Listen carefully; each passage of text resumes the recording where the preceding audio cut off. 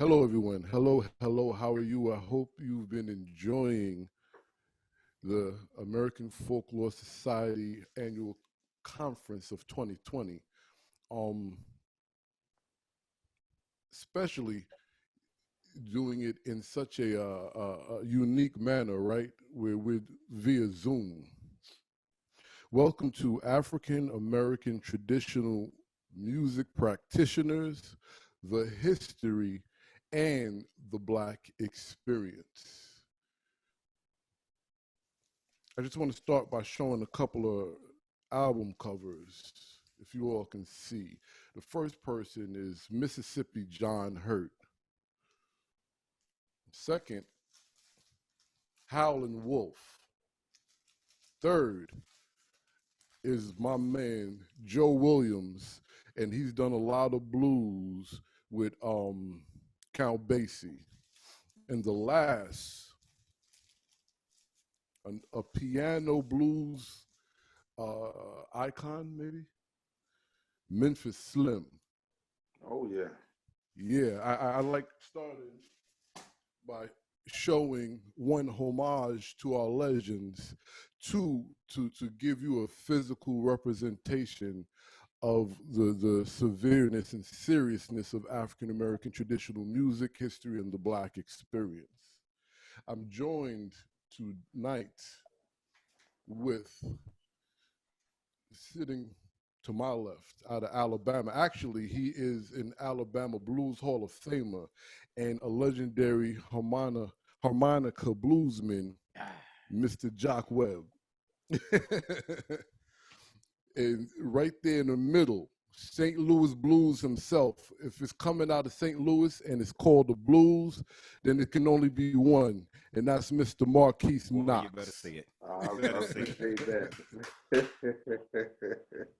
So we're doing this a little different. This is not a presentation where they'll be reading dissertations and things. This is a blues town hall that we hope can be a every year session at AFS, and we're going to discuss some things that are heavy, but the blues is heavy, and that's the point.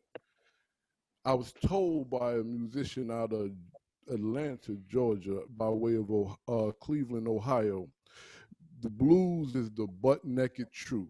Ooh, look out. So we're going to try to get to some truths in how African American traditional music, history, and the Black experience all coexists. Are we ready, gentlemen? Yes, sir. So we're going to start with this one question. The term no black, no white, just blues is very popular of the last 20, 30 years, even more now so than ever.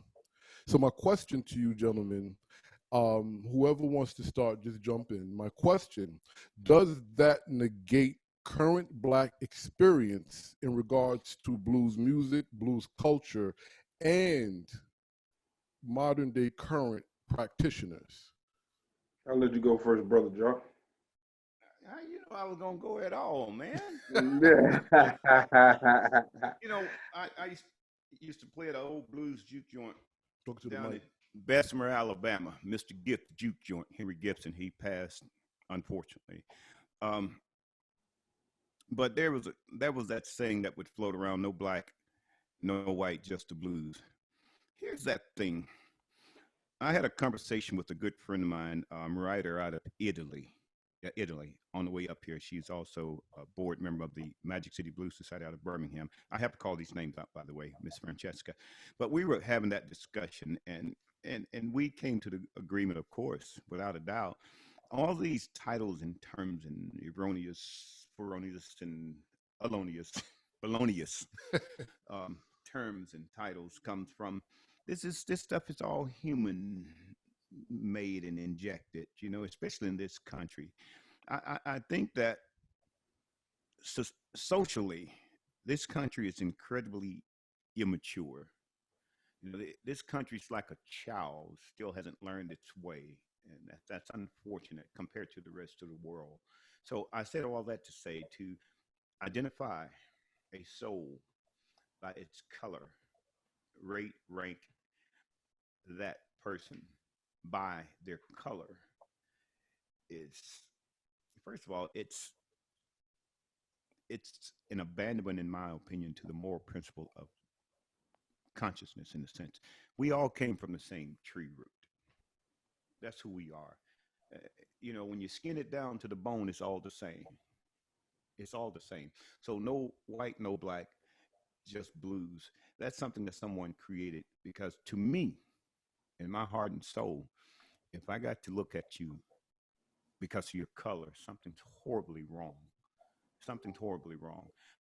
I don't see things in color. We were raggedy poor growing up. My mother did not have much of an education at all. She had 8 children. Um, what she believed in is what she learned doing domestic work outside of Birmingham, Alabama, back in my childhood anyway. I was born in 1962. But she learned the importance of proper pronunciation and diction. She learned the importance of being able to count. She learned the how, for instance, slang deteriorated your ability to express yourself. She pushed that on us even without an education. When I got in middle school, I helped my mother to get her GED. And once she got her GED, I helped my mother to get into college. I helped my mother to get her business degree before I even graduated high school myself. You understand? She believed in that. And that's her belief. And my mom and I don't see eye to eye very well at all. But I have to applaud her to take, like the old farmers used to do. And I'm going somewhere with this, to work with me. The old farmers, especially the black farmers, could take nothing and make something. Okay? The mother, a mother. I hear some women say, "Oh, I'm afraid of that. I don't like that. I'm scared to do that." You're a mama with children. You ain't afraid of nothing. Believe me, if you're a parent, you understand what I'm saying. Now, I'm saying all this old crazy stuff to let you understand what the hell this stuff got to do with color. You understand? When you're talking about what comes naturally from your heart and soul, the expression that you have toward anything that you truly desire, it ain't got nothing to do with color. I guarantee this. You will find a way to get it, even if it's in your death. You will find peace. Blues ain't about color. It's about cleansing the natural soul of who you are, the core of your soul. It's the tones. It's the spirit of the earth. We were just goofing off just a little bit ago with some incredible, to me, music. And Miss Mike and I were kind of a little snippet of conversation. It's that thing that you can feel rising from the earth when you get into that thing with the blues. That the spirit of the earth. The hell that got to do with color? It ain't got nothing. If you got to talk about color, you done going to the altar, 1,000 people, men, women, children, black, white, old, rich, poor, it doesn't matter. Out of that 1,000 that go to the altar at church, guaranteed, probably not one in that 1,000 will have the heart and soul, the mindset to receive that blessing, that cleansing. I've had a lot of discussion with preachers all over. Not one could disagree with me. Does that make sense to anybody? It's got nothing. When you start talking about color of the skin and blues, it should not have a thing to do with it. But when you want to inject color, you done got off the back porch and gone around to the damn front porch.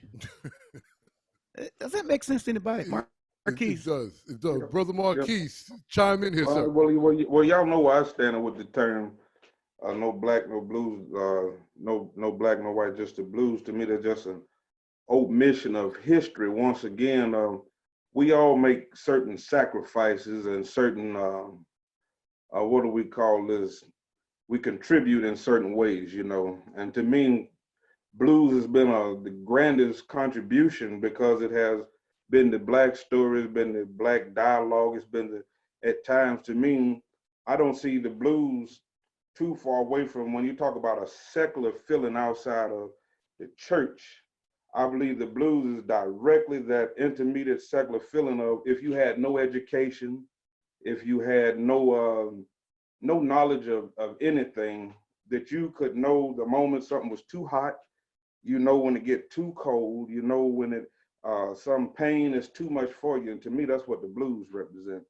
The blues represent the knowledge of without someone telling you. And so when I see people come along and say, well, we'll ignore the 150 years, we won't even go all the way back. We'll just go back so far, even say 100 years ago. And I cracked a joke with my friends to drive home just how deep the blues is. I said the last time a president was at Walter Reed, he was listening at Mamie Smith on the record player, which was 100 years ago. Mamie Smith put out the blues, and Woodrow Wilson was in the hospital. You see what I'm saying? See, all this is the blues. And so when you start negating our story, it's just a way of putting us down and rising us up, because I think we all can look out and see that, you know, what's going on around the industry. It's about equity. It's about equity, equity, equity, equity, because equality is just saying, well, I'll take Jock or I'll take Marquise and I'll put them on stage. That's equality. Equity is saying, well, I won't just put Marquise and Jock on stage. I'll get Lamont and I'll get a woman, black woman, and I'll make sure that the money that's being made off the blues also goes back to the community that birthed the blues. This is how we make a big difference, because then we can come back and teach the kids about exactly what the blues is. You don't have to look at everybody that play the blues necessarily, teeth not falling out the head or nothing like that. So to me, no black, no white, just the blues is just an omission of who we are, what we have contributed to it. And I think it makes the pill easier to swallow for people who want to gentrify it without even giving contribution to the people, because you can give it to the dead, you can give it to Muddy Water, you can give it to Harlem Wolf. I'm talking about in the sense of those coming outside of the culture. But if you're not paying attention to those that's living, if you're not taking care of the living, the Bible says the dead bury the dead, but if you're not taking care of the living, then you're really not taking care of the blues, in my opinion. So that's why I stand with that, brother. You know, and I'm sorry, I talk too much too, and I there's no way I could possibly, if I wanted to disagree with Marquise, brother, you hit dead on point. I mean, that's just simple as that. And when you start talking about these things, people get a bit confused, and then they want to tell you what they read in this book and that book, the history of this and the history of that. Anybody that knows me, here again, we're going back to my mother. She didn't have much, and we didn't have anything. But she didn't teach us to see color. She just didn't. She just didn't. And I thank God for that. I thank God for her on that. But now, when you go back into certain things, um, think about some stuff. Sorry about that. I kind of lost my train of thought. But anyway, when you start looking at who we are and what we do, for instance, as a what they call the black people, the American black, I'll use that term. Um, if you want to call it what it is, we all Africans. Okay, you call it science, call it whatever. We're all Africans. But when you look back on, I guess some would believe the migration of the human species. It doesn't quite add up to what is written in the book. America is one of the biggest lie when it comes to history, but it ain't just America. We all want to make ourselves so grand and bold and noble and heroic. And when we tell a story, kind of like I had one, it was 5 feet long on my line, and he got off. We all want to do that. You know, we want to do that. Well, if it wasn't for me, you wouldn't have gotten in touch. You know, we all want to do that. Oh, well, a lot of people anyway. But you want to get this history from all these different books and all these different historians of such and cultural arts and da da da da. When you start in this country talking about the history of the black, the African American, the so-called African American, in the history of this country and how it writes it. If you're going by their history, ain't no such thing as an African American. If you're going by their history, because to be American and African, you have to be considered as full human. Now let's go on back. We weren't brought to this country as human. We were brought to this country as a tool, as a tool. by the same people that calls us lazy and shiftless and no account as a tool to build this country for them. They have done everything in the world to make it seem profitable and make sense that you would enslave or chain an inhuman person, a person that's less than human, to make it a little easier to for the rest of the country to ingest. I'm going to enslave this person or put this person in a chain, put him in a cage, treat him less than human. Well, that's because this person is what would we call monkeys with tails and all this other thing. So it made it a little easier for some people to swallow. Well, I guess you're right, since they say that it ain't full human. So, honey, I guess if you're gonna buy a few of them to help us make it easier here, picking that cotton and cone and so forth, I guess yeah, okay, honey, you know. And women, unfortunately, they wasn't but a few step above slavery. Shut up until you're talking to. Man, go out and do whatever you want to do. That woman better be at home washing his nasty drawers and fixing his breakfast. Mm-hmm. That's the way it was treated back in the day. But now going on, when you start looking at how the so-called human species migrated out of the roots of Africa, some migrated out a little earlier. Some went this way, that way, and all the other ways. So did that pigment in the skin. So did the cultural belief in this, and so did the habits of that. But when you start talking about the blues and how it arrived to this continent by way of the slave ships, it was because those people that was had stayed or left alone down in the bush, down in the Congo, down in the deep regions of the continent of Africa, that culture stayed rich and true for thousands and thousands and thousands and thousands of years. How they worship, how they lived and survived down in the roots of the jungles. That culture came out, unfortunately for most of the world, it came out in slaves. The bargaining and bartering from the chief of the tribe to the slave buyer. See, everybody want to talk about white folks and slave. Well, black folks had slaves too, Absolutely. and white folks have been slaves as well. So here again, all I'm trying to do is get you to understand the culture of what the blues is comes from that. It didn't just come out the cornfield. Well, it came out the cornfield. No, it came from the spirit of the people that were in those cornfields. Make it clear now. No, But wait. I'm gonna shut up a No, minute. no, no. You don't have to shut up. Don't say that. But what I will say is based on what the both of you said, okay? When it comes to that history, do you think that is why most people want to separate the blues from the people and the people's experience? Because when you hear blues, or better yet, let me reword that. When people speak about blues, it's in a real nostalgic way. And a lot of these places, like juke joints and things like this, were not nice places.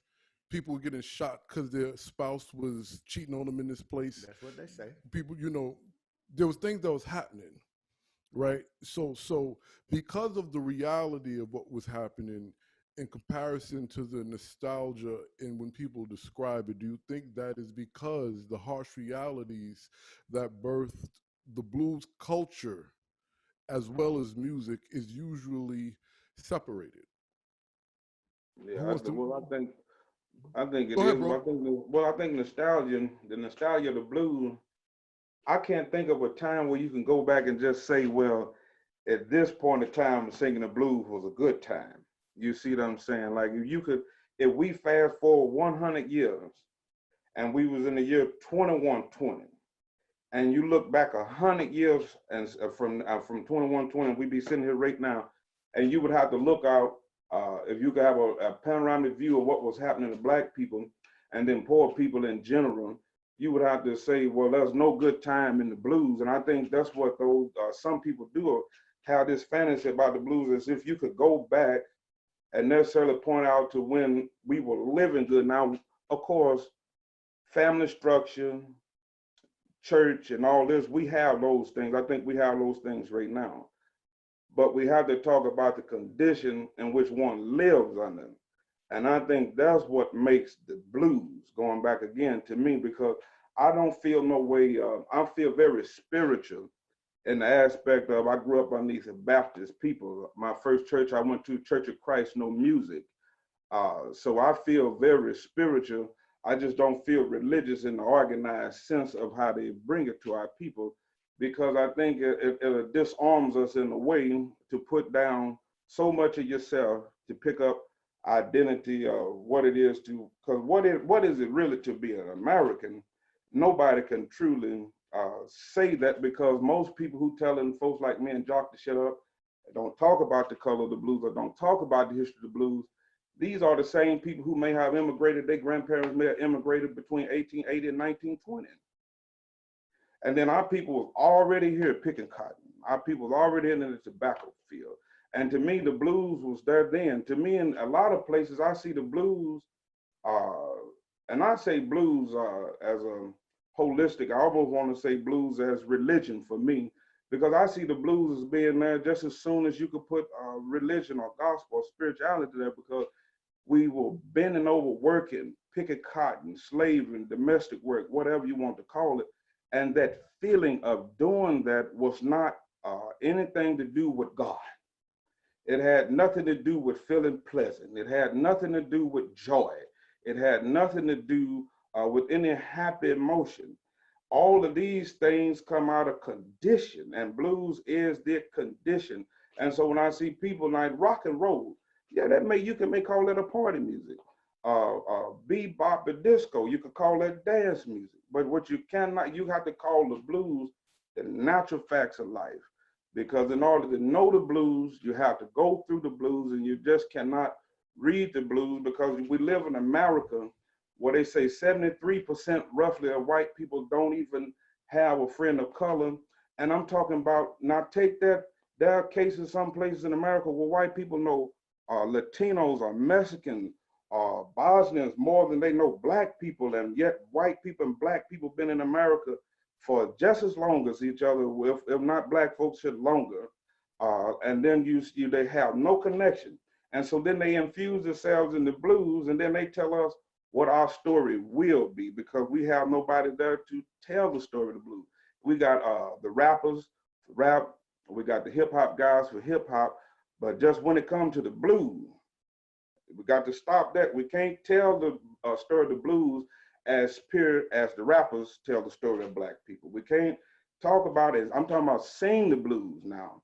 Not talk about it, sing those lyrics where we talking about the lifestyle of how we live in the same vein as our brothers do in hip hop. They don't allow it because the market is controlled, the genre is controlled. Me and my brother talked about this morning, just a light note, side note, talk about nostalgia. That's the reason why guys like William Shatner, can come in and be #1 in the blues, #1 blues album in the middle of a pandemic, because there's no black resources to put out singles, to put out albums, to compete even in the middle of the pandemic. Now what you think is going to be like just in a regular time or season. So to me, there's no point in the blues where we could even go to nostalgia. You just would have to say, do you remember that pain? Marquise, man, if I was there, I'd kiss you on your lip, and that ain't gonna be good. But I'm glad I'm not there. I just thank you for what you're saying. When you listen at these things, kind of like he was saying about juke joints and shot houses and things. Marquise talking about church.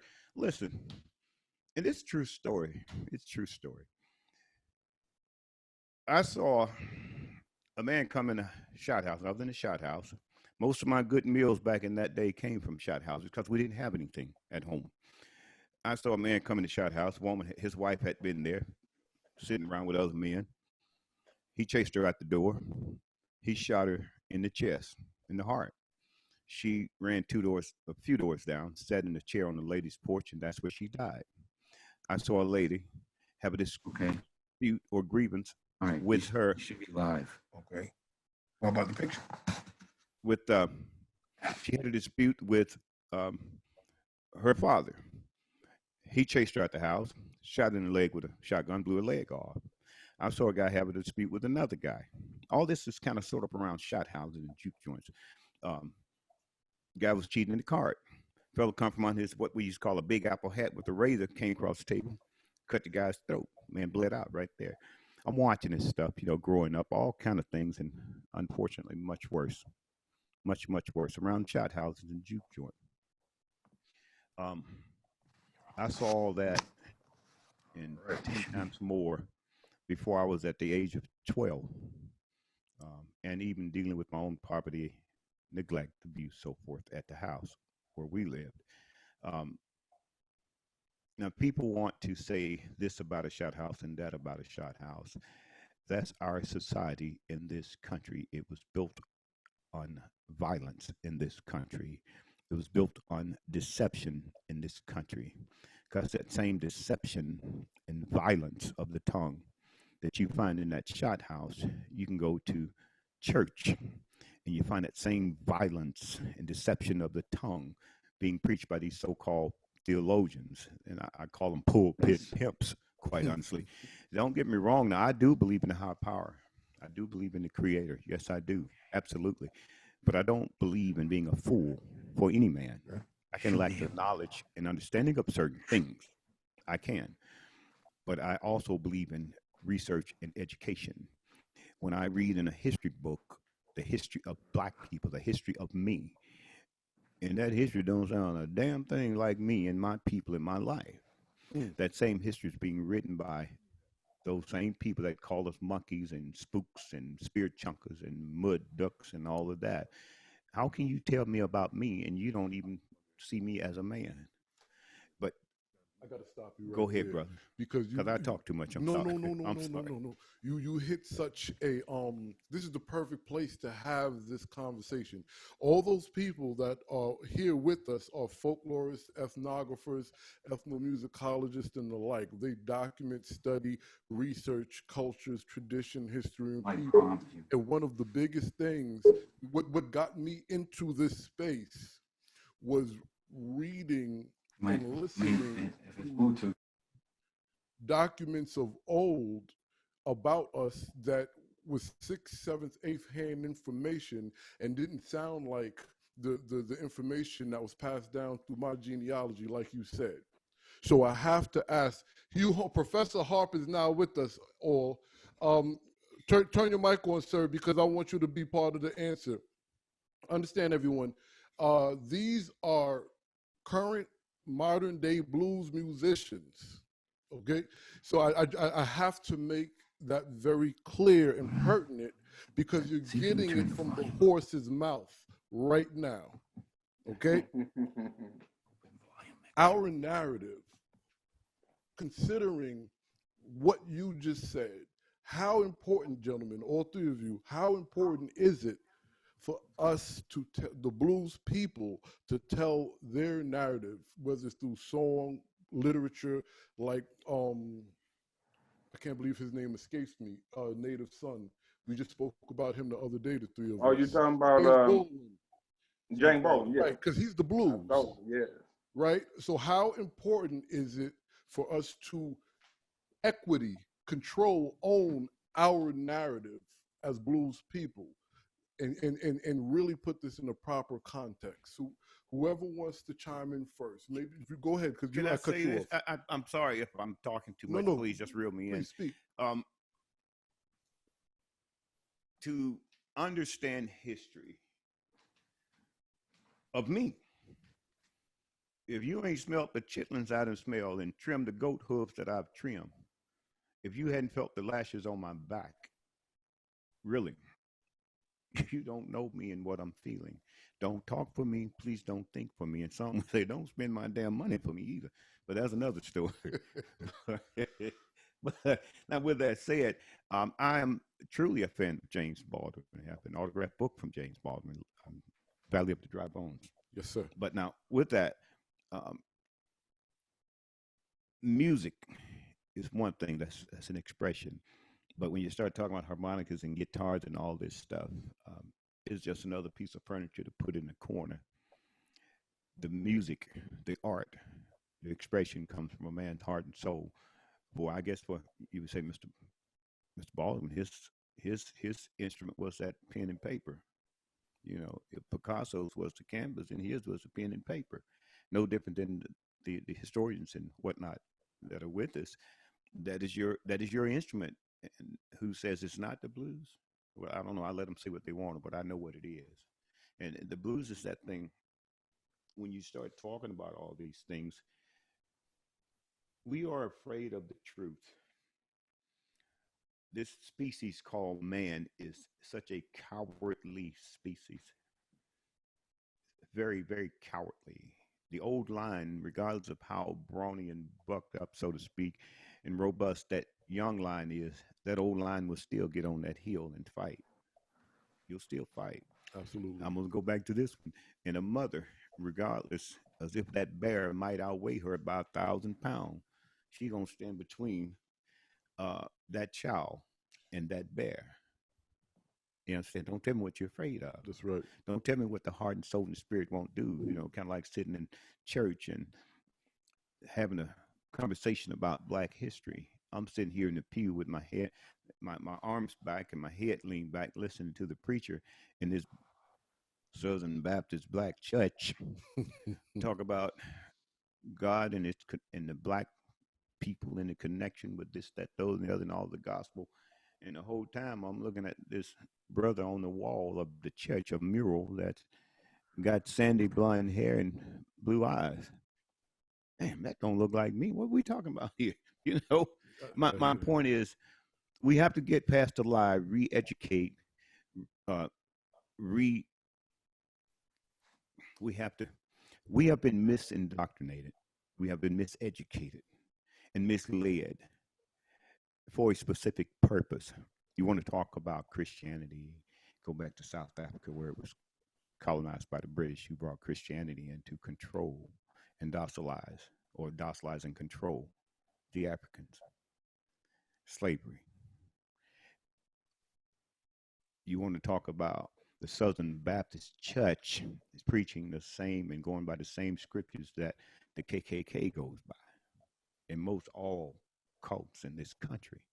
That Bible is their focal point and control mechanism. That's that tool that they use. That they use. That's not to discard the contents of the Bible. Right. But how the hell you gonna go by history written by someone themselves that don't know the truth? It's just going by their opinion. There are several blues artists will say this and that about the blues, what it is, what it ain't. Right. You know, people will say Stevie Ray Vaughan, man, you talking about a great blues musician. Eric Clapton, what a great blues musician. This musician will say this and this, and you take some notable Black musicians will give those people that attention. Well, I look at Stevie Ray Vaughan and Eric Clapton as knockoff blues artists. You want to talk to me about? I look at them as knockoff rock and roll artists. But you want to talk to me about those music, rock and roll, blues? Why would I listen to Elvis Presley when I can listen to Little Richard and Bo Diddley? Right. Why would I listen to Stevie Ray Vaughan and Eric Clapton when I can listen to Howlin' Wolf and Muddy Waters? Why is this? Or Lamont, Pearley, and Marquise Knox. Listen, man, you got me blushing. Put my name next to Marquise. I don't like staff products.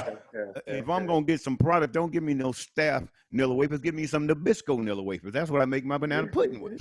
I don't like knockoffs. They give me heartburn. My bad. No, it's okay. It's okay. No. So we're talking about, go ahead.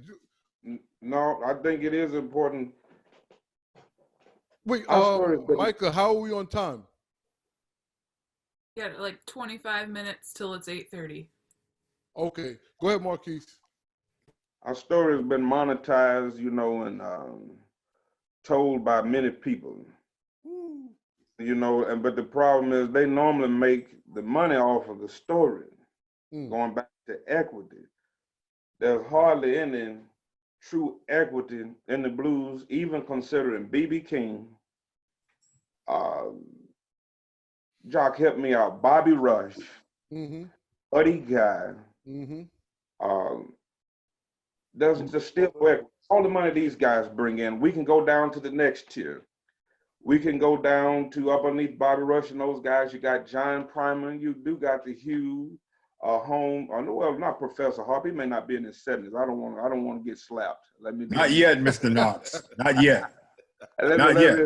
I don't want to. I know you called me Unc, but right. not yet. 69 though. But then you go down a generation. Below that, then you got Ken and Neil. Then you got Jock. Then you got the Brooks. You go down a generation below that, then you start getting what's Magic Slim's son, Sean Hope. You come down one more generation, then you get Marquise Knox, Quan Willis, John Tavis. Come on, son. And so Kingfish.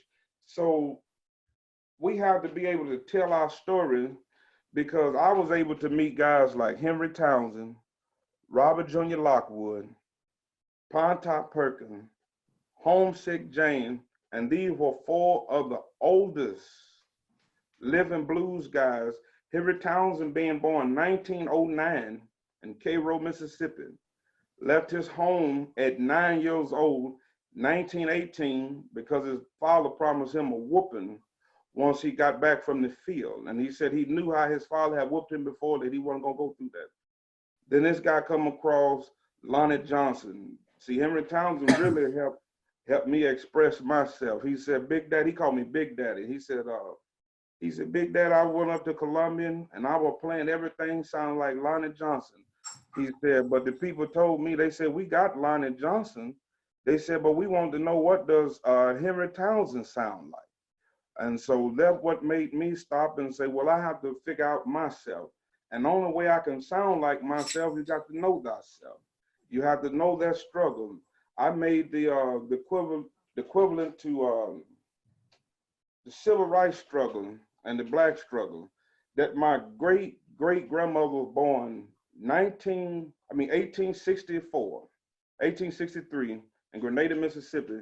She died 1969, some 4 or 5 years after the civil rights passage. So when I see people try to loop us into, they try to bring us black women over to the women's suffrage. I get it that women didn't have a chance to vote, but you cannot for 1 second not think that the black struggle between male and woman in America has been joined at the hip. There's no separation now between the white woman and the white man. I could see it. I could see exactly why the white woman feels the way she does in America. It makes sense. Now with the black family, when one couldn't vote, the other couldn't vote. And even if your daddy could vote, if daddy could vote, he had to guess the jelly beans in the jar. And now they don't want us to not only guess the jelly beans in the jar now, they just totally want us to figure out what the hell is in their head. So this is what we mean by having to tell our story, because some people think like it's 2020 and the blues is no different. When you got more black men locked up than ever was in slavery, more black women locked up. You got a nation that prides itself on religious freedom. And all the religion in the world doesn't tell the people in America, you can't enslave your people using the 13th Amendment. You can't enslave your people using private prison industries. We got bigoted people live in the backwoods of Missouri, live in the backwoods of Alabama, the backwoods of Illinois, Mississippi. And they sitting here at home telling black people how they black lives don't matter. But if it wasn't for black daddy being locked up in the 90s, it wasn't for black mama being locked up in the 90s, they wouldn't enjoy no retirement to sit at home and buy Wi-Fi to tell me my black lives didn't matter if they had not locked up black people in these private industries. So we need to see how our story is just broader than the construct of just saying, oh, well, you know, them poor folks came to America and we enslaved them. Martin Luther King came along and gave a good speech and they had good writers and all this stuff. No, we are the very driving force of the economy. We are the #1 exported thing in America is black culture. Don't nobody much military weapons people take. They will take a black man and black woman just the same. That's the blues. Boy, blues is a heavy.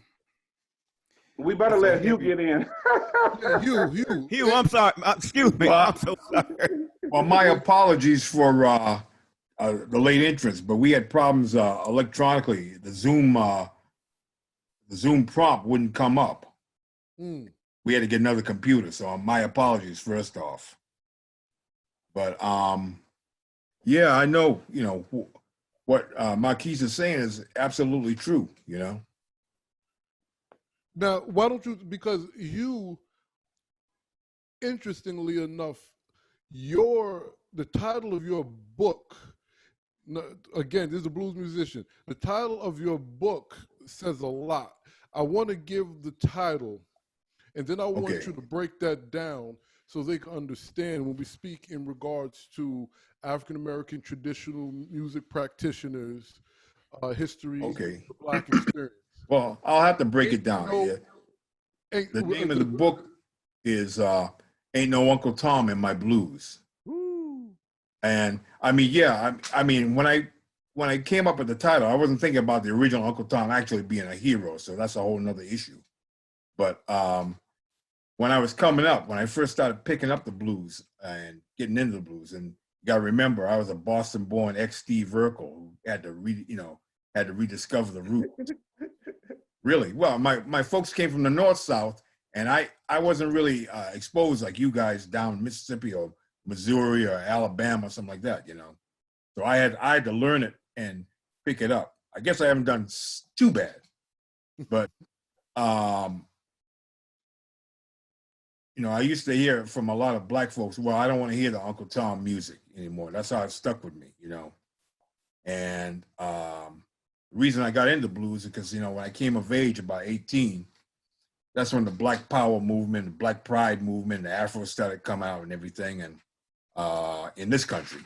And I figured what better way to get into Black history and Black awareness and listen to them and play the blues. So it's been like that ever since. So, that's why I put down there, because I was always thinking about it, like a lot of Black abandonment of the blues, and you find it in pockets, throughout the country. But, when I went up to the hood in Roxbury and tried to find a blues band, they looked at me like I had two heads. Well, that's a great segue. How are we with time, Micah? 15.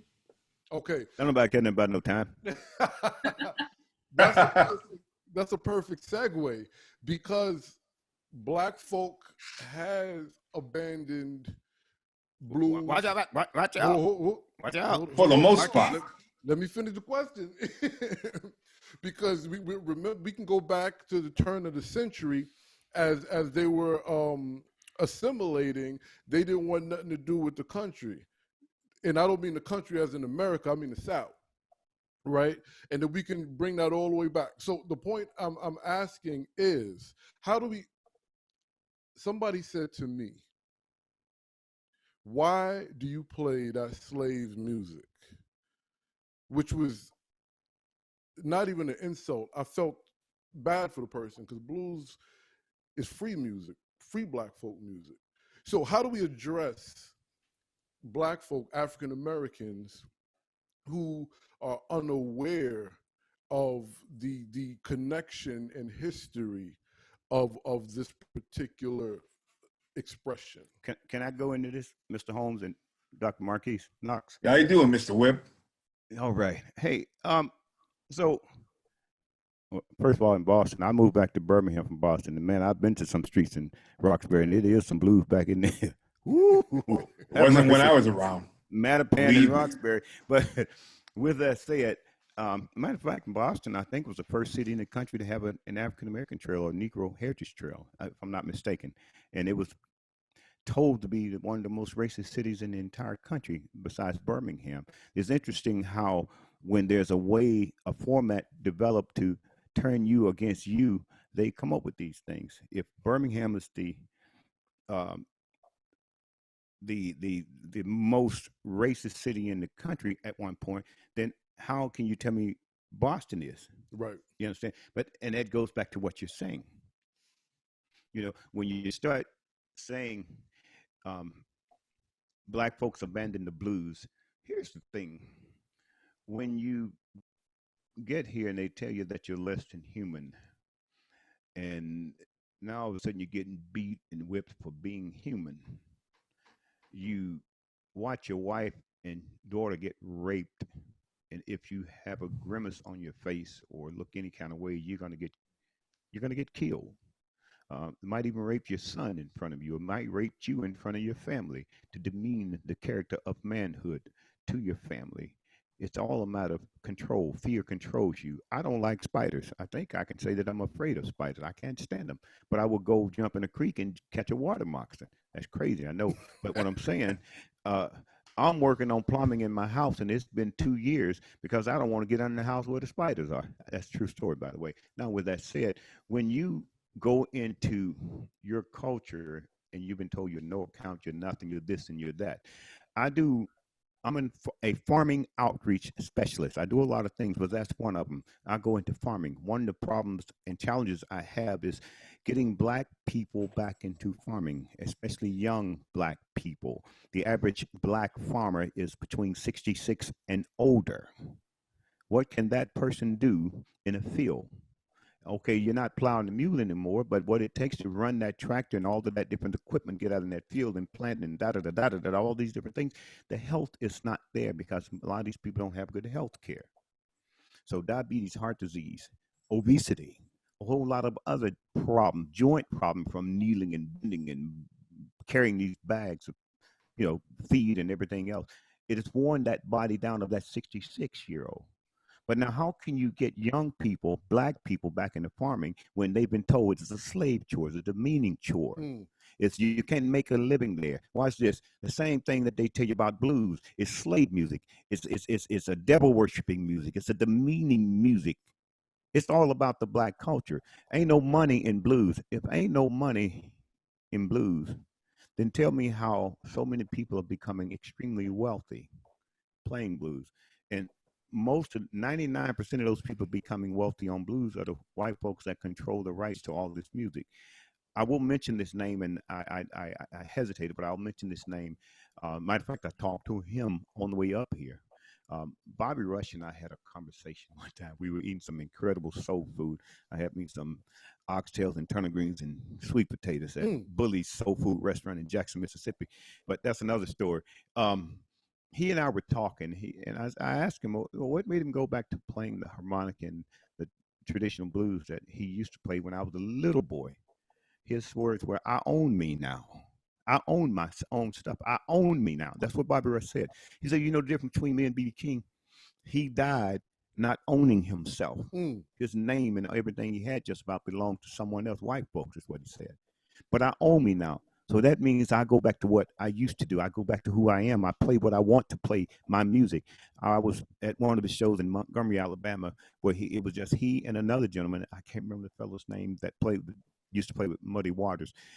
Bobby Rush played the acoustic guitar and played the harmonica. The other gentleman played acoustic guitar, and they both did vocals. My point is, the last couple of shows I've seen of Bobby Rush, including the Greenville live stream blues festival over there with him.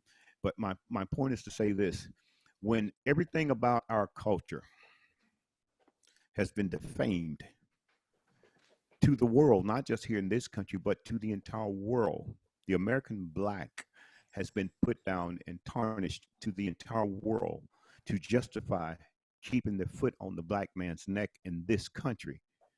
That's how it's been. So to say that there's no money this way, or farming is this way, or blues is that way, it was with absolute intent to defame, to demean the character of your culture, to minimize the value of what you are. If I am so worthless, then why is most of the inventions surrounding agriculture and everything else came from the black mind? The man that's doing the work and toiling in the field is the one that's going to come up with a better and easy way of getting that job done. The oil pump, the traffic light, the cell phone, the this, the that, and those and the other. These came from minds of people who are equal in every sense of the soul and blood that runs through their vein.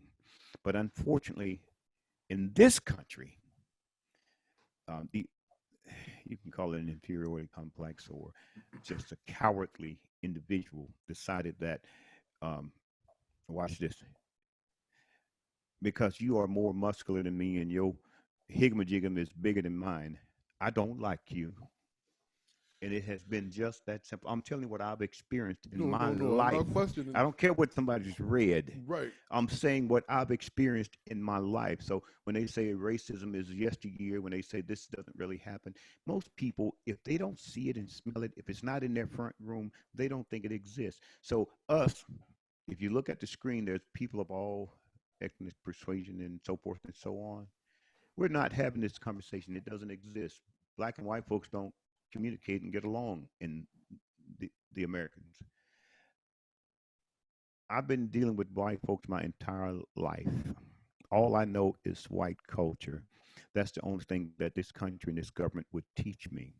I had to become an adult and search out who I was and what my people were all about and find the value in who we are so that I could share it with others, including and especially with my white brothers and sisters. You can't love me if you don't know me. That thing called Christianity says you can, but it's also a deception if you don't understand how to read between the lines of it. I'm gonna leave that alone. Please, brothers, y'all chime in on it. And correct me if I'm wrong, please. No. How are we on time, Micah? 5 minutes till 8:30. Okay, because I want to give the three gentlemen the opportunity to give y'all some blues. What? So I mean, I'm gonna ask you three gentlemen if you guys want to do like a 5-minute performance and then take questions, or you want to do your full 15 minutes. No, we can take questions. All right. We can do whatever you say we're gonna do. You tell me what to do. All right. So since we have 5 minutes to 8:30, what I would suggest, why don't we get you guys do one song apiece and then we bring it back to what's up, brother? Can I add 1 second? Let me add 1 second. Now, as far as the abandonment of the blues, black folks were not allowed to participate in their own culture. Okay, it wasn't abandonment. You were killed for wearing an afro or braids. You were killed for wearing a dashika. You were killed for simply being black. You had to shelter your culture. You had to shelter your blues. We didn't abandon the blues. It was stripped from us. To take your culture and your roots away from you is the best way to control you. You don't speak the language. You don't know the this and the that. So you have to become what they want you to be until you can find some way of finding who you are. Blacks never abandoned their culture or their blues. They were killed for being black, for practicing their own culture. That I've worked in the white collar world, I've worked in the blue collar world, and I've worked in the underworld. And it's still the same thing. We were killed for being black. This day and age, we're killed for being black. The blues shapeshifts. It has over the centuries and however so long. It shapeshifts. Sunhouse may say blues is this. Tail Dragon might say it's this. But a guy may say it's that. It shapeshifts. But one thing about it is the damn blues, or the truth. Let's call it the truth. The truth. It is butt naked truth. The butt naked truth. Come on now. All right. So I have to say professional. Sorry, my bad. You get me in my blues mode. Excuse me. Marquise. All right. You started it off, man. Actually, you shouldn't, because we got two harmonica players Dr. here. Holmes. So Professor Harp, why don't you give us one tune? Marquise, give us another tune. Mr. Jock, give us another tune, and then we can take some questions. Because y'all getting the real lesson of the blues from the blue people. All right now. Okay. Hang on just a minute. Whoa. Hello, Professor What White. key you going in with that, man? What key you going? I hear something. Mm-hmm. Hi, Dr. Marilyn White. How you doing? Well, hang on. Let me just move this thing here just a minute. I'm not used to all this. Well, I always like to do the people's key, E. All right. You should tell me it was the Now, we came kind of prepared electrically. I hope you don't mind. I don't know if it gets totally distorted, but let me know. Well, I guess to start out, you want us to do a quick version, I guess, right? Do a 5-minute version of one song. Go right Okay. ahead. Let me do Sly Black Fox. It's the original. Of course, the melody's in the public domain, but you know, it's a tune I recorded down in Austin, Texas, about 40 odd years ago.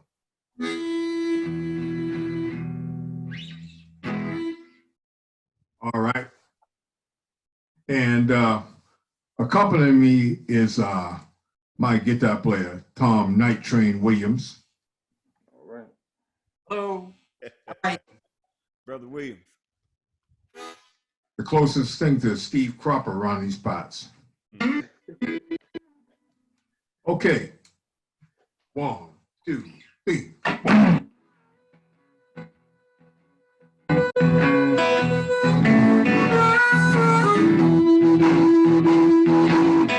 I'm gonna tell everyone to listen to me.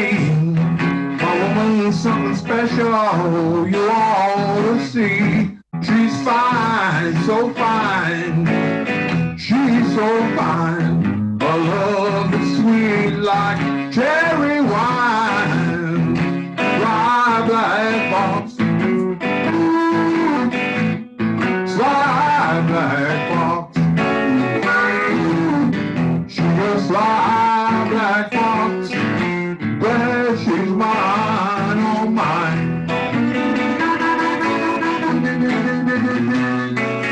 Come on from work in the evening.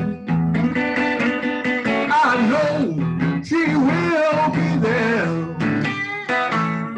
She greets me with a loving touch and tender loving care.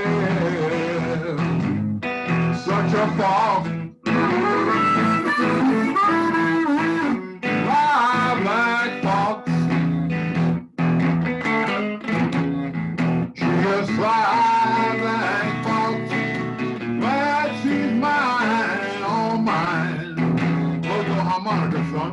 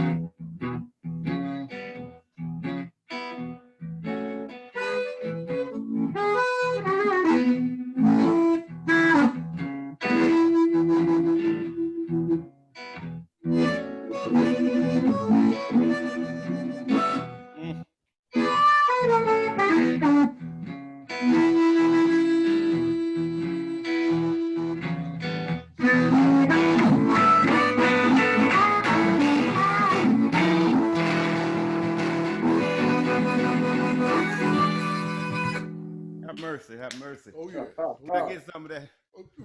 Go ahead, brother. Get some of Marquise. Marquise going. You can jump in. Go Well, we ahead, can brother. talk I'm gonna go ahead, Jock. I've got you. I'm behind you. And man, I want to get some of that brother putting down. Can I have a little of that, brother? That thing was nice right there. Go ahead.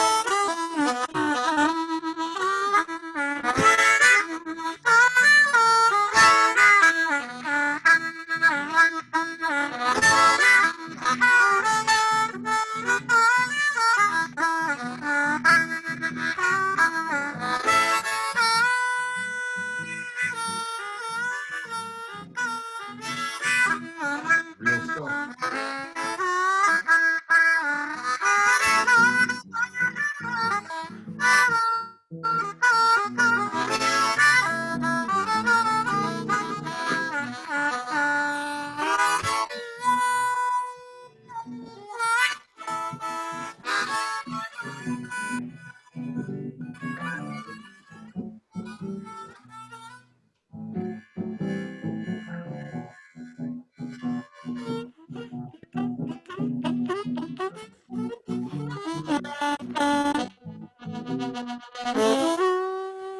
Another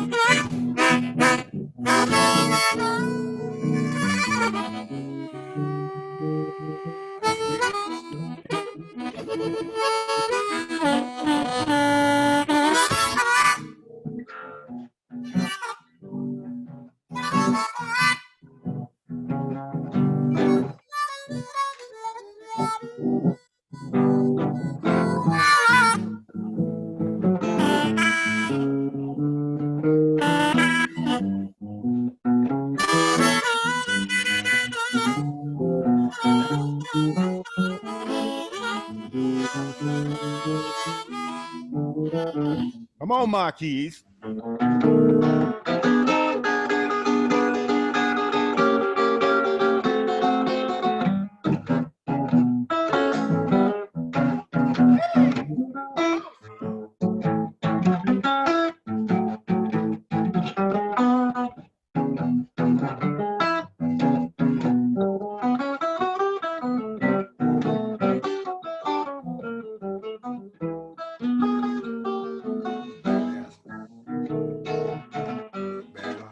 Work it out, son. Work it out.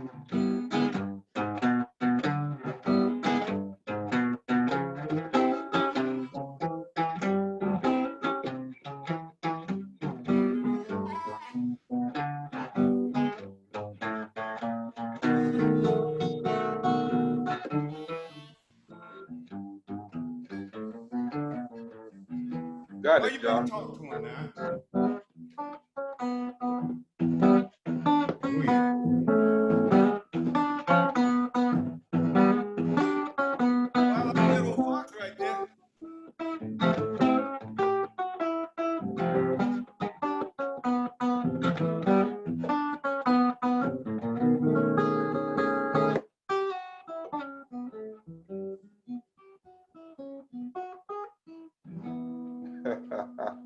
Oh, I got man. one for you. What was I that wrote called? A this fly song in the black middle of fox? the pandemic. Yes, It's sir. called Oh, I "It's like Nothing that. But the Thank you. Down Thank you. Fashion Thank Blues." you.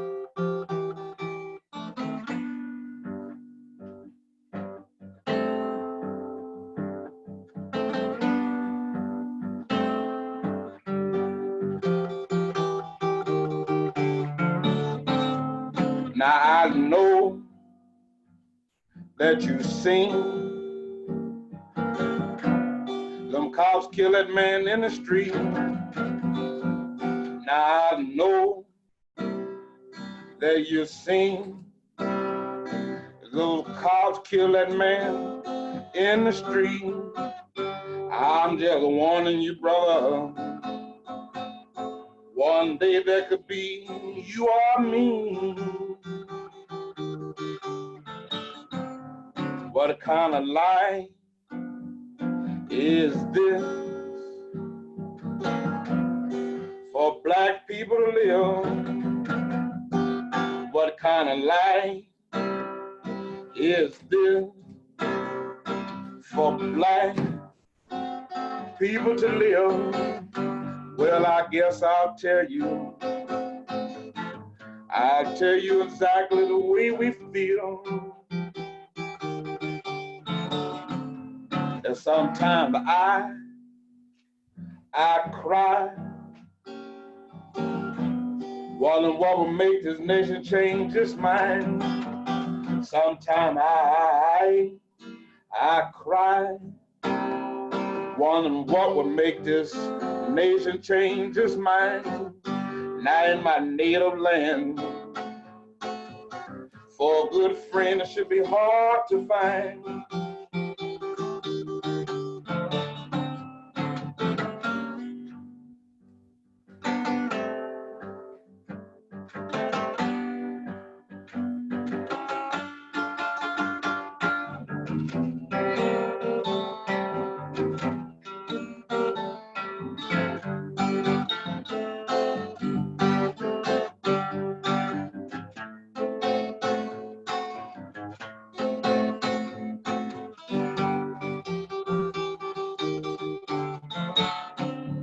Now we're young, not afraid,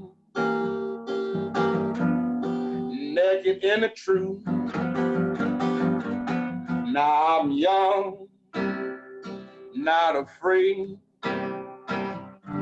Y'all, I'm talking about naked in the truth. Sometimes I feel like shooting off more than the blues. Now I know that you seen those cops kill that man in the street. Now I know that you seen them cops kill that man in the street. They will send a warning to all of us. One day there could be you or me.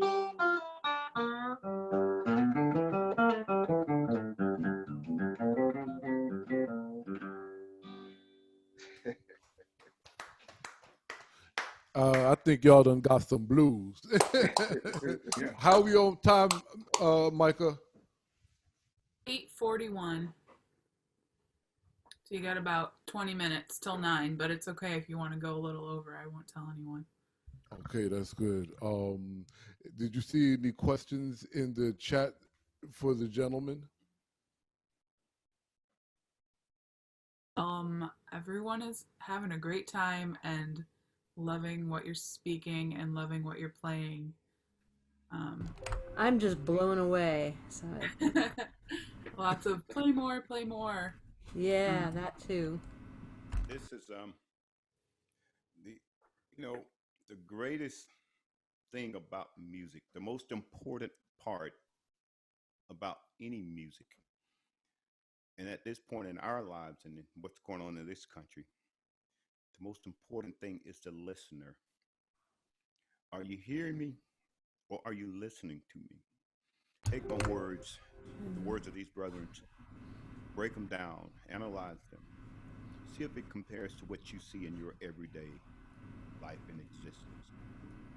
Unfortunately, most of us, if we look at it truthfully, will find that a lot of time what you read is not what you're living, what other people are enduring. Here again, my voice was always stern and rigid. My facial expression always looked gruff. So I had to learn how to mean to say and say to mean. So if I tell you, I'm going kind of ugly with this one, so pardon me. So if I tell you to kiss my natural black ass, guess what that means? Yeah. But if I tell you I love you, you better understand what that means. You understand? I had to go from one extreme to the other because I need you to listen to me. We are missing a lot of elements in this country because of the untruth, the lie, the perpetration, the intent to mislead. We have to finally go back to the truth. If we're going to keep this pimple from popping, we have to find the truth. Get a little astringent to cleanse it and to clear it up. But it won't be told with the lie. So hold on, let me ask you, brother, something. Based on Marquise's last song and what you just said, Hugh, make sure you chime into this, Professor Harp, as well. Would you gentlemen say that the blues from inception to this point where we are, the black blues musicians right here, folks ain't really hearing what you all are transmitting? Is this a fair assessment? With the audience that we have, it's kind of, some would say, captive. These are the people that want to hear the truth. Oh, yeah. Yeah, I agree with that. They want to hear the truth. But how do you get to the ones that want to believe the lie? I mean, we have a problem right now, you know, with, well,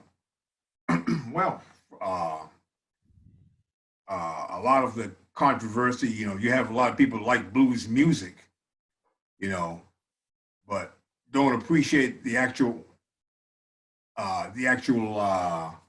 struggle. I always say that the blues is the original Black Lives Matter statement in North America. I always say that. But you can go on like Facebook, and I've been in a lot of arguments with people where I say, you know, for example, you can't love Donald Trump and say you love the blues. You might like to hear, you know, the entertainment and everything. You might like a buck dance or a minstrel show, but you don't really have a respect for the people and the struggle. So getting people to understand it, you know, it's a lot more than listen to 145 or, you know, a rude harmonica or a rude guitar or a urban blues guitar or something like that, or piano. It's a lot more to it than that.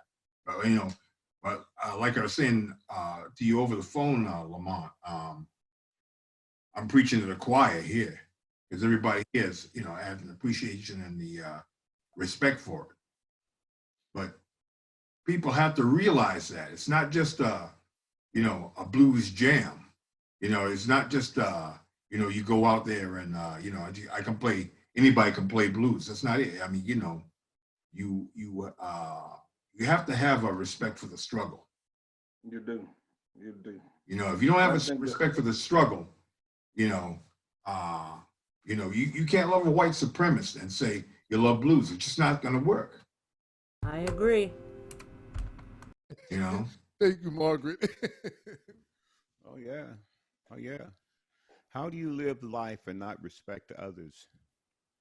Yeah, that's just an amazing question to me. It's such a task to not like or respect someone. I grew up very angry, horribly angry. I was a very Join the club. I was a very brutal person growing up. I mean, I wasn't gonna start them, but if you pushed that button, we was gonna ignite something. It wasn't nice. It wasn't nice even for me. But I had to learn to find peace, and I found peace with the truth of understanding why I was angry.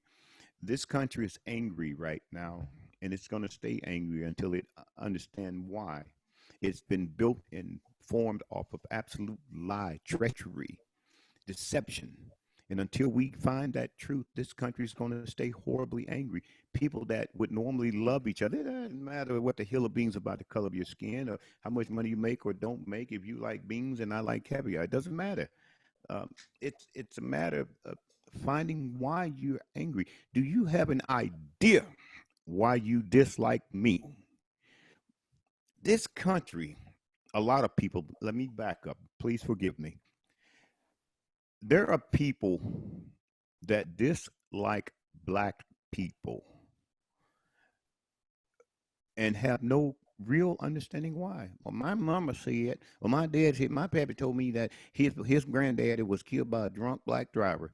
Okay, would it make any difference if it was a drunk white driver? You're going to hate yourself.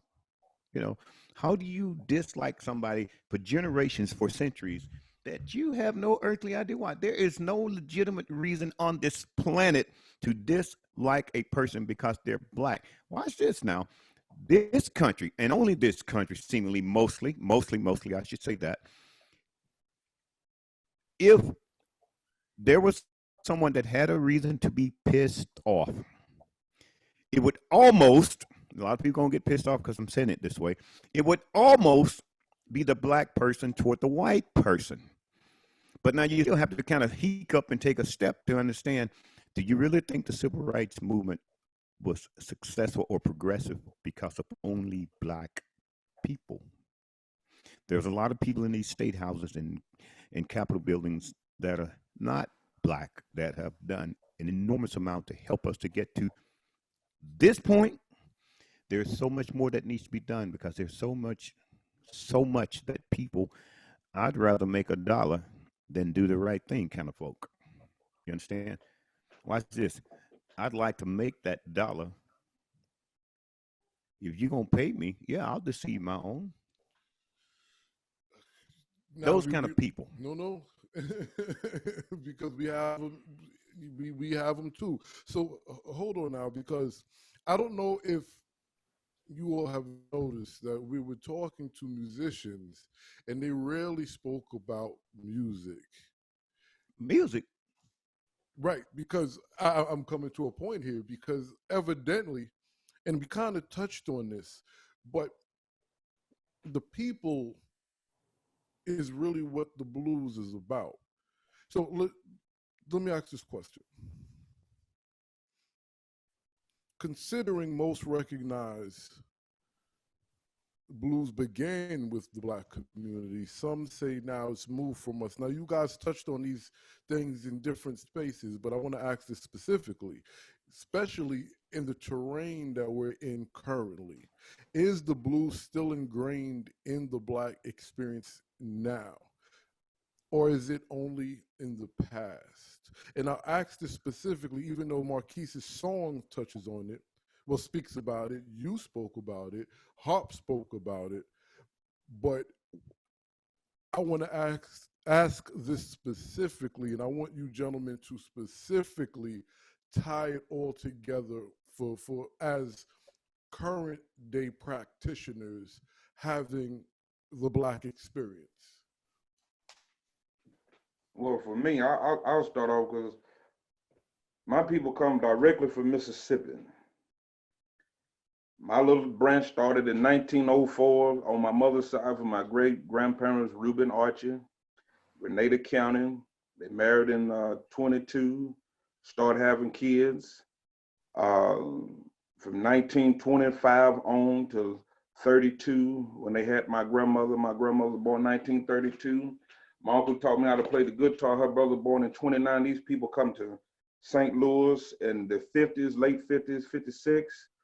Only because of my Uncle Joe, who married my Aunt Minnie, my grandmother's sister, said, boy, you come to St. Louis, money grow on trees. Uncle Cliff decided to come to St. Louis and see if he could find the money tree, as he was telling everybody. He said, when I got to St. Louis, he said, I didn't find no damn money tree.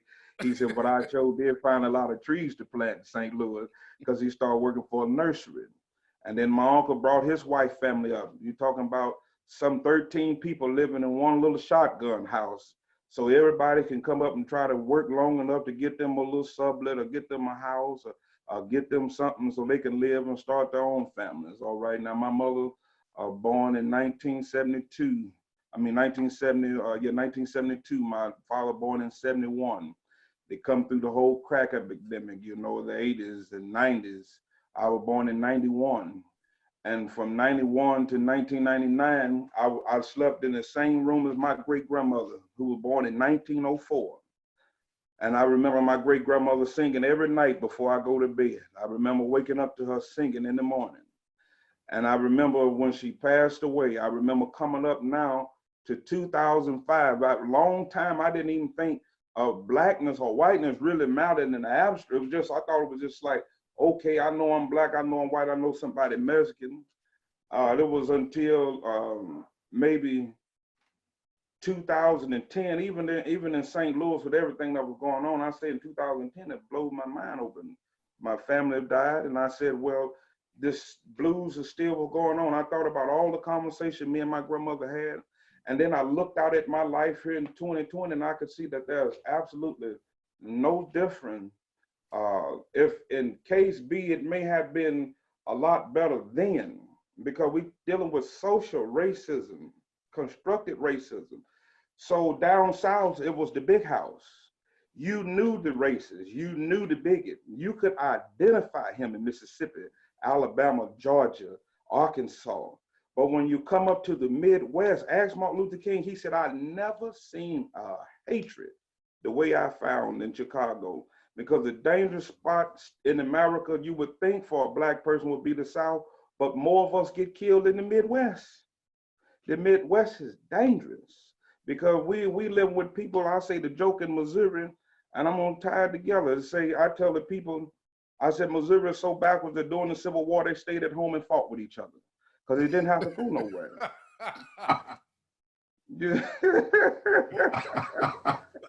You see, you got to make it plain for people. So to me, that was no different than knowing that my great uncle was dragged up and down Sublets for folks to see, or any different than seeing Mike Brown shot in Ferguson.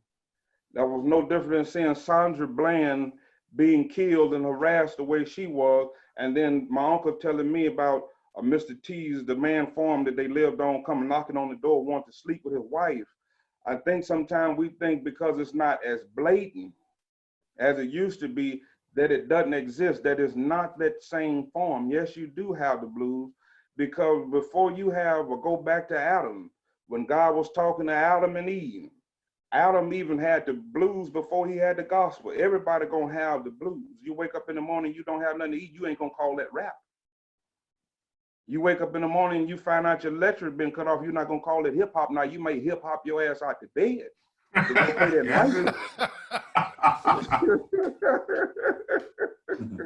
But I guarantee you, all the way there and back to them lights get cut on, you got the blues. There's no, Muddy Water said it best, Hugh. There's no, for me, there's no escape from the blues. No escape. That's true. That's true. I always said this, like I said in my book, when you're talking about Jim Crow, today Jim Crow has gotten into his great grandson, Chad Crow Esquire, with in Crow. It got a little bit more sophisticated.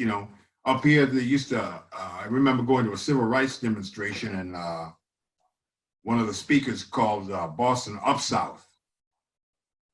All right, so it's there, and I mean, just the idea that the Trump regime has brought them all out, has licensed this whole type of thing, and I always say, he wants to go back to the 50s. I'm not sure if it's the 1950s or the 1850s. Right. That's the thing, but I think that I mean, it might be a little different. Some of the music might have different rhythms and everything, but the social factors that created the blues are still here. Yep. I mean, it's pretty evident with what you gentlemen are saying. How are we doing on time, Michael, before you answer, Marquise? 3 minutes till 9 o'clock, but go for it. Okay, go ahead, Marquise. No, I was just gonna ask the two elders in the room just how did they feel, What are you trying to say, Marquise? Well, I'm just being respectful, Jock. That's all. Okay, my bad. That little button up there says recording, so I'm just it's just respect. How do you guys feel knowing that you've come through everything that you've been through in this point in life and seeing America how it is? How do you feel as a Black man in this juncture of life? Professor Harp, can I say, back when, Marquise, I find that I'm 10 years older than your parents. Yeah. That's interesting to me.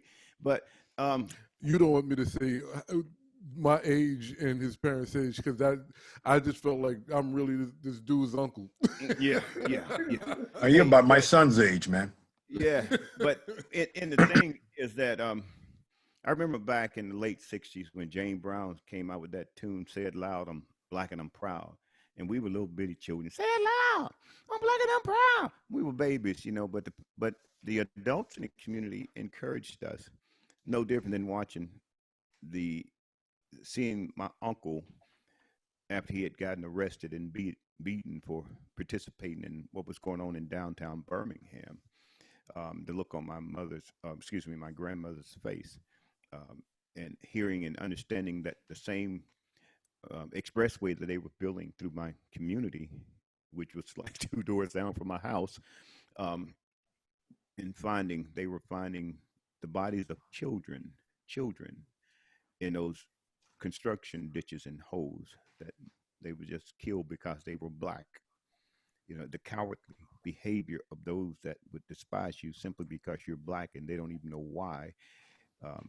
They got to have 5, 10 people to beat and kill a 14-year-old, hang a 14-year-old, to abuse and rape and beat and kill a woman. It's got to be so many. That cowardly behavior, I'm sorry if anybody disagree with me, but that same cowardly behavior is just displayed in our White House today. It is. And that's my opinion. That's my heart and soul belief. But that same cowardly behavior in the White House has been like a raccoon, a what do you call the animals that only live around nighttime? I want to add my email. The night roamers. Right. What do you call them? Nocturnal. Nocturnal animals. Yeah, nocturnal. Yeah. The racism is that nocturnal animal that sneaks out when nobody else is looking from behind the shadows in the corners.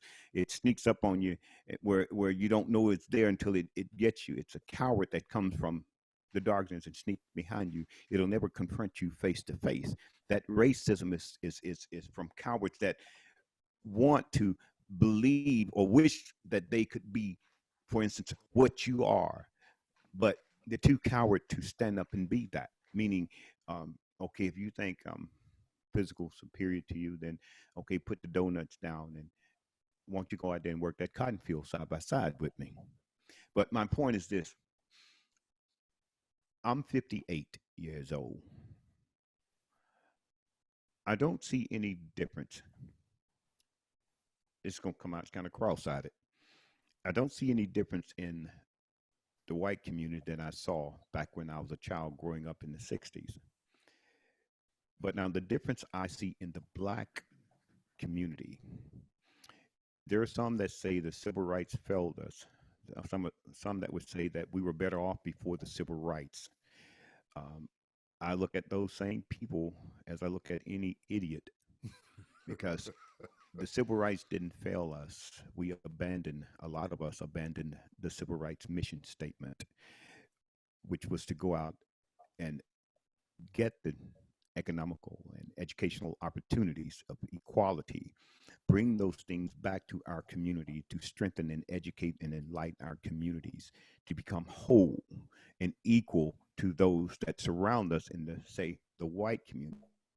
What we did, we went out and got those 6-figure salaries, education and economic opportunities, and we didn't bring them back home. But now, because we've been beaten down and told that our culture was worthless, so that means we got to go to the white culture since it's supposed to be all that. So we took those newfound educational opportunities and revenues, and we took it to the white communities. Yeah. We did, because we were always told our entire existence in this country that our culture was worthless. We are worthless. We're no account. As my stepdad used to say, he was out of the country, of course. Yeah, I ain't no account. That's what we've been told our entire existence. So now we have the world believing that the black folks have abandoned their culture. Black folks have abandoned their blues. The white folks is what kept the blues alive. You know, if it wasn't for white folk giving you a job, you wouldn't be nothing. Well, hell. My folk created them damn jobs. Do you understand? Yes, sir. Yeah. Do you understand? Who created those jobs? I'm going to stop there because I could talk for the next 7 hours on that same subject, but I'm going to leave it alone. I'm gonna let Harp answer, and then I'm gonna ask you guys one last question, and then we can begin to wrap up because this is good. We may have to make this well, we'll talk about that. Go ahead, Harp. Well, I hope if we do it again, Zoom comes in better, quicker, because I got to apologize that I couldn't get in, on time. Okay, sir. the computer hung up and, Zoom didn't respond. I put all my numbers in and everything. I don't, we won't It's take okay, much. sir. It's just a 20. We just docked $20. But yeah. But at any rate, $20. I was saying, what Mr. Webb says about, we were downtrodden not to appreciate our own culture, that's quite true. I mean, that's why they had to have a Black is Beautiful thing, I mean, we still have colorism. That's how bad it is now, We're still talking about bad hair and good hair, and you still got fools bleaching their skins, Yeah, and, I mean, that's crazy. That's crazy, and when I was talking about Black abandonment, I got to clarify, I got to say, this was my experience, what I went through trying to find it in the community. I'd go there, fresh out of sitting in with muddy waters, go up to the Berry and ask to try to sit in and try to play some stuff. They couldn't follow me. And that's what I mean, because the younger generation was listening to a lot of the soul, but it wasn't like Chicago where a lot of the Black kids would know how to play soul, but then when it got down to play the blues, they could go and sit down and play the blues. It wasn't like that. May I add just a tidbit to that? Hmm? And I have to totally agree with you, because we have seemed like we've lost our connection. Some of us, people, period, Black and white, we've lost our connection actually with the earth. I see it in farmers. I see it in blues players. I've even seen it with engineers and technology. We've lost the basic fundamentals, that connection of life. We've lost. Quite true. Lost that. We might be forced to get back into it before long. So hold on, gentlemen. Maybe two last questions, but let's see if this could be the last one. But it's based on what you both just expressed. I'm trying to remember if it was Cicero Brown, one of the gentlemen that are legends like you three, but in you two's age group. I can't. Oh, maybe older. Come on, Professor, help me with this. I'm the oldest one. I'm pushing 69. I can't. No. So he's. I can't remember which legend told me this, but what he shared with me was there was a time white guitarist was working to try to put. It might have been you who said this. Actually, I don't know. I don't know. It was a time white guitarists were working hard and tirelessly to sound like Black blues players. He said what bothered him was not only him being marginalized as a Black bluesman for the last 40 or so years, but the fact that the history, the lineage has been so far removed that the outside of the John Tavis Willis's and the Marquise Knox's and the Kingfishers, other younger Black. Don't forget guys like Andrew Ali too. Well, yeah, absolutely. Gotta stay on the hopper. The hopper. Yes. But outside of these gentlemen, Brandon Bailey, what he noticed was these younger and upcoming Black musicians in the last 20, 30 years. It reversed. The Black guitarist was trying to shred and sound like the white guitarist, not knowing that they were sounding, they were still. Exactly. What do you guys think about that? Yeah, exactly. Does it make sense what I just said? That's what happened. A lot of it happens. They shred too much, can't play no rhythm.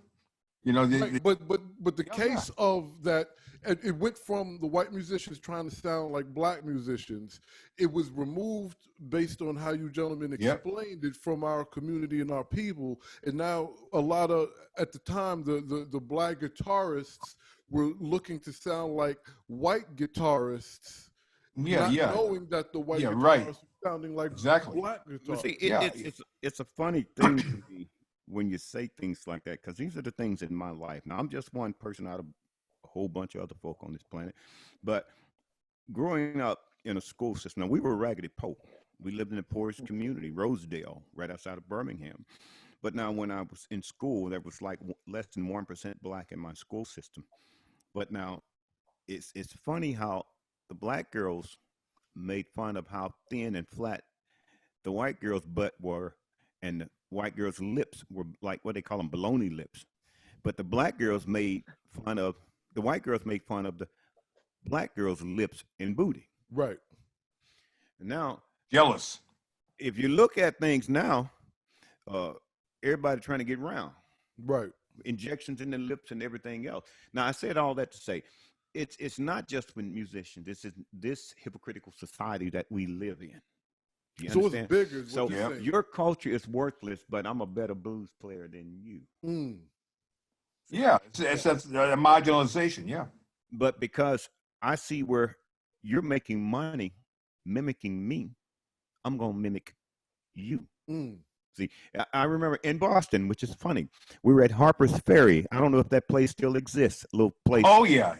Session every Wednesday. Yeah. It's not there anymore, but Oh boy, it's another. my first experience with Coco Taylor and Matt Guitar Murphy was in that place. Oh yeah. But with that said, there was a guy, white guy. We were in the Coast Guard together there, and one of the things he was saying about some folks playing music here and there, he liked bluegrass. Well, blues. I mean, who wants to play blues? It's the simplest thing in the world to play. It's just the hardest thing for any person on this planet to do is find a place in his mind and heart to allow them both to come together to express freely and allow that soul of the earth to come out, that thing that they call the blues, but the truth, that edification of who we are as a people. That's a very difficult thing with so many distractions. Absolutely. Watch this. We're at altar call. We all come up there, 100 people holding hands. Altar call. Not one person up there would be of the mind and heart and soul to receive that blessing. That's the cost of the distraction. Why are your damn hands so sweaty and cold? What kind of funky perfume and cologne these people got on? You understand? We're distracted. Life is so distracted. But you take that blues artist, he will give up that last bologna sandwich if he can just let me feel this thing. We'll walk down 100 miles of dirt road just to get that thing, to get to that juke joint to lay that thing down. Help me, Professor Harp.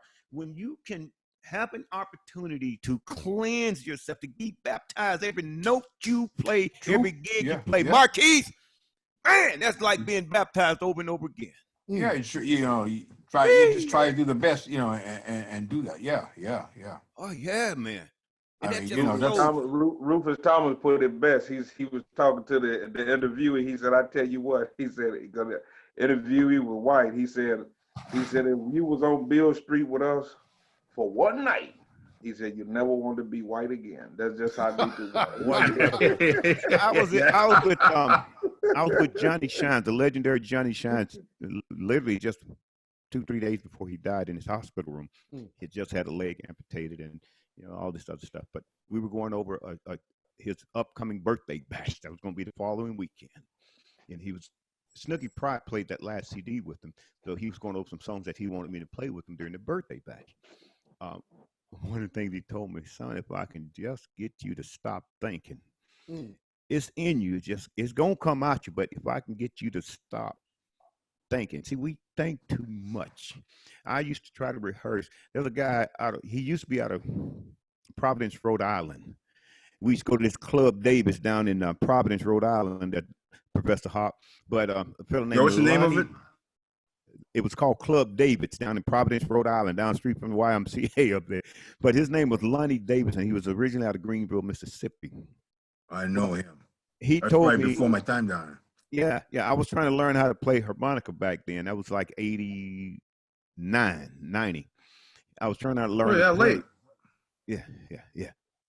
But he, I had some Stevie Ray Vaughan, some Eric Clapton. I had some Robert Cray. And just because I liked her vocals, I had some Phoebe Snow. I'm a big fan of Phoebe Snow even now. But he told me, man, throw all that bullshit away. God, what are you thinking about? Get you some Howlin' with some mud and some Little Walter, some Sonny Boy Williams. Well, and he was right, but Don't I forget Jimmy found Reed. myself, yeah, I found myself trying to mimic Little Walter and them boys, and kind of like what we were saying earlier. And I had to figure that thing.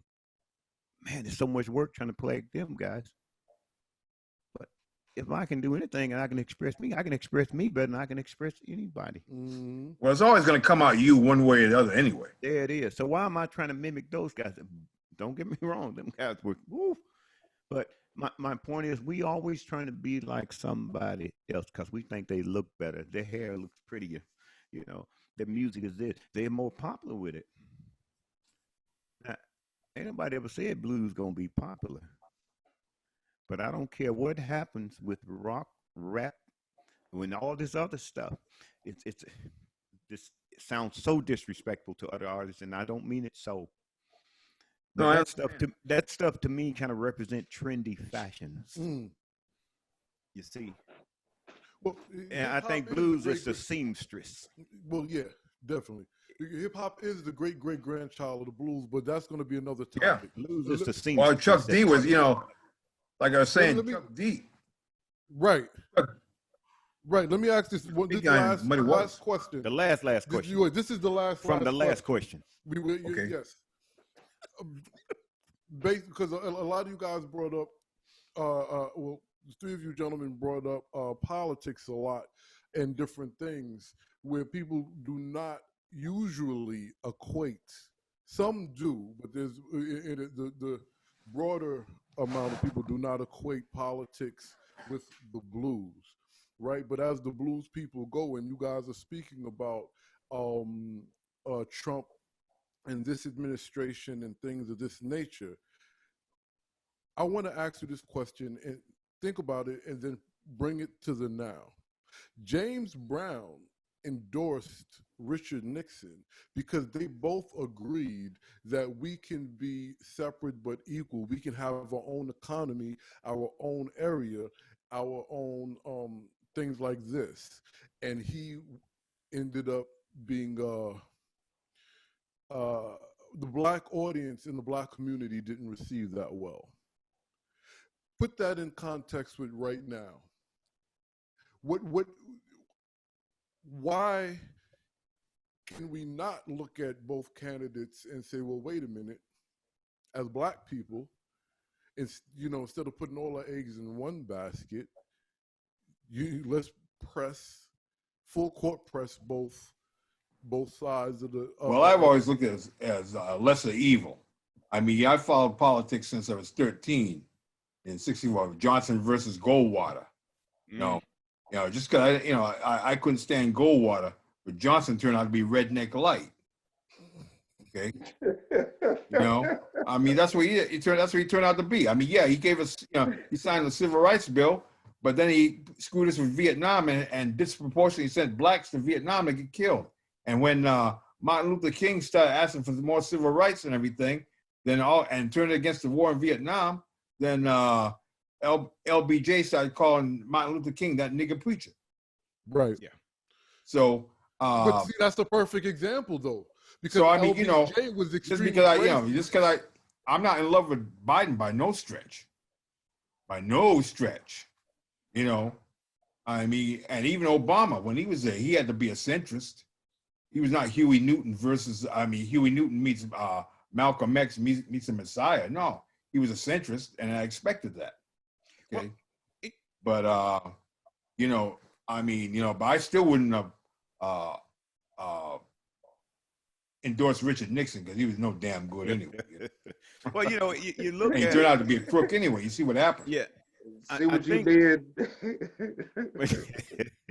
I think where we kind of lose it at, I had one of my Facebook friends, my old coach. This is an easy gig. He asked me, how could I support Kamala Harris? She was a traitor, a turncoat, because now the same person that she called a racist, she is on the same bill as. But when you look at, perhaps she's doing what's best for the country. See? Well, yeah. Then you take, for instance, with James Brown and Richard Nixon. Richard Nixon was what a crook. But then who says James Brown was a saint? Now, when you put all this together, and I don't care if you go back to Abraham Lincoln, it was profitable and worth his while to support the bill to free slavery. It didn't. Lincoln wasn't the great emancipator to talk about either. That's right. That's right. So but here's the thing that I don't know why for some reason we omit or we forget exist. We want to make these people immortal. I might have liked James Brown. James Brown character wasn't anything to like when you start looking deep into it. I don't care if you supporting Jock Webb, who says I'm a saint. You know, back in my day, if you push my button, you piss me off. If I didn't hit you hard enough to break some, hell, I didn't hit you hard enough. I'm gonna have to hit you twice. I'm mad because I got to waste that much more energy. I'm gonna but that was back then. My point is, am I nice? I'm too nice to most people, I think. But that doesn't stop me from me too. And doing everything I can do for all. My point is to say this: I've done different programs for the John Lewis Scholars Foundation. Bridging the gap between the blues and the civil rights. I've done things bridging farming with the blues, bridging the politics with the blues, and all these other things with blues for different organizations around the country, from Washington, D.C. and then some.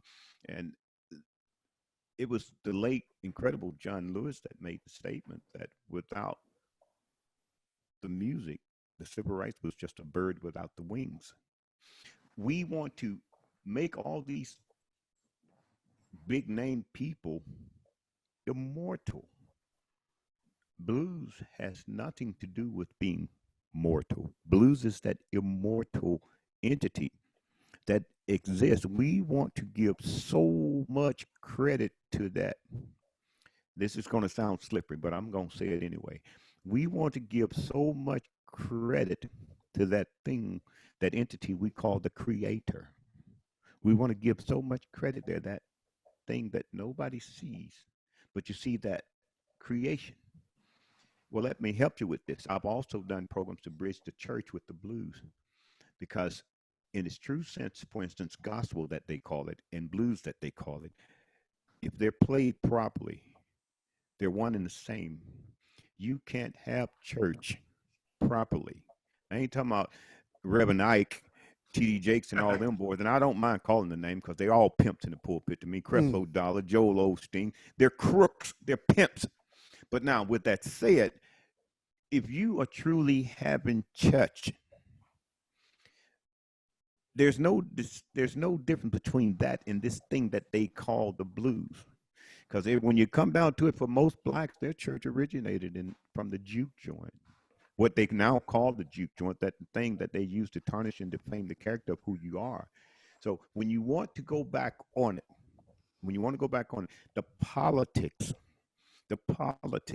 are played by using our big names. Okay, these coloreds, like, this is what they do. I'm going down there. I'm going to win the ones over I can get. They run that old okie doke. They're going to get the popular ones. Watch this. Like Steve Harvey and James Brown. Y'all follow them. Y'all going to follow me. You follow Creflo Dollar, you're going to follow me. They ran the okie doke on you. That same old thing that they ran on you to get you over from the continent of Africa to get you here, when they got you to trade your exiles in, meaning those that were kicked out of the tribe anyway for doing some crazy things. They traded the prisoners to go work for you over in this country. It got down to where they were running thin on them. I promise your daughter and your son a good job and good living over here in this country. You know, this right. Continent over there. So I'm going to send my children over there with you, and hopefully they'll return within a short period of time with riches and wealth. Well, hell, all the diamonds and gold were in Africa at that time. You know, right? So right. What wealth can you bring me? Right. No, I understand. But you understand, it's politics. Defining how you want to it's the same animal that will rape you and rob you of who you are. Because they're going to dangle something here. I'm not just saying white folks. I'm talking about black folks, too. Absolutely, which is another conversation. They're going to dangle a rat in front of you and call it a steak. Hell, if you're hungry, you're going to eat that rat. And it's going to taste like a Christmas dinner to you, whether it's a rat or not. Well, I mean... Tell me you won't eat it. No, well, I'll take it a step further and say, you know, it's hard for me to just... how can I put this? If a black person comes to my door, I will invite them in. If a white person comes to my door, I would question them. So how did a white person rob me if I let the black person in my house? What do I look like to you, a businessman? So do you understand my question? Who really Do I who? look like a businessman or a thug? He a thief, Lamont. He a thief. Watch out. Do I look like But a do you businessman or thug? I will come disguised as your businessman. but this is what I'm saying. Well, I mean, gangster Be life. careful. He said he like to hit twice. But yeah. So all right. Okay, we've over. Hold on. I want to give a little something to that because I think I know where you were going a little bit. I think Go it ahead. all got to do with protest. You see what I'm saying? That might or demonstration. I think yes, on certain life value, black people are conservative. And I think on certain social issues, black people tend to be a lot more liberal. And I think that has to do with our foundings too, being here in America and how we were brought up also through slavery and all this other stuff. With all that being said, I think it's about now in 2020, I think the Republican Party probably will take a bloodbath and it will cause some examination. And maybe we'll get 8 years Democratic Party run, and then the Republican in this time, like they did the last time, they'll piecemeal the party together and understand 2016, they understood they needed more women. 2020, they understand they need more colored people. So that party will change. That party will change. Now, it may be hard change, a hard fight, but that party will ultimately change because they will want power. So they will beckon to it. That same, I think, with the Democratic Party has gotten so comfortable with us. And so we have to make sure that we're getting what we need from both places there. But the Democratic Party is more susceptible to the protest. Lacey Clay here in St. Louis, the AOC won her seat from the number 5 guy in the Democratic leadership. So the protest on this side is more severe. When we actually go out and protest against the Democratic Party, we get change. And How so did I Miss think Bush that's do? what you say? How did Miss Bush do? Who? Miss Bush. Okay, hold on, She got- gentlemen. We have to we have to call it. We have Yep. to call it. I want to thank the three of you. I want to thank everyone who was here earlier. I don't think I had a chance to thank them before they left.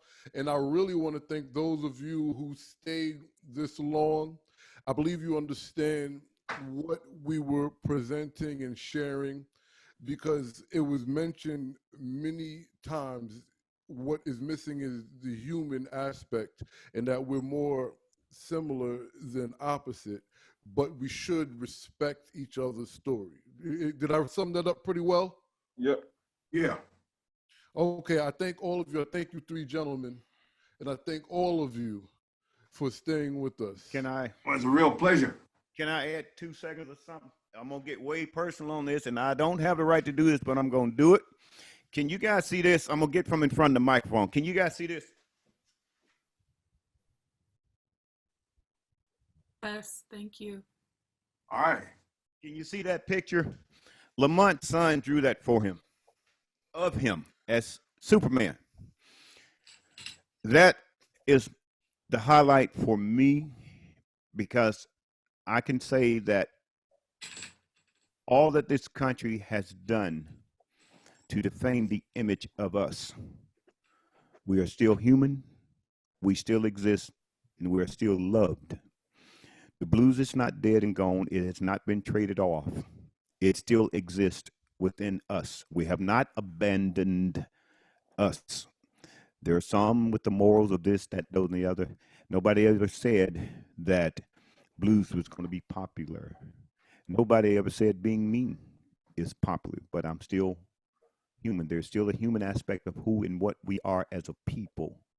Therefore, the love of the creation of us is still there.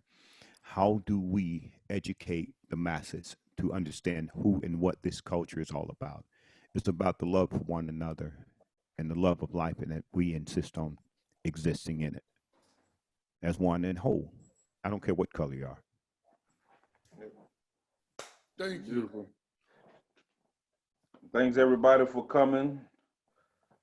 Micah, Allison, there was a couple of people, Rosanna, Allison, I Hugh, see you. Marilyn, Eric, Yeah. Emily, Ross, James, Ann, Maria, Amy, Jenny, Jessica, Lisa, Blaine, Jim, Greg, Berry, William, Jess, Anika, Amit, Laura, and I believe they say Bacon. And that's everybody, Kate, Eric, and Charlie. Marquise, Thank you all. Marquise, Professor Harp. All right.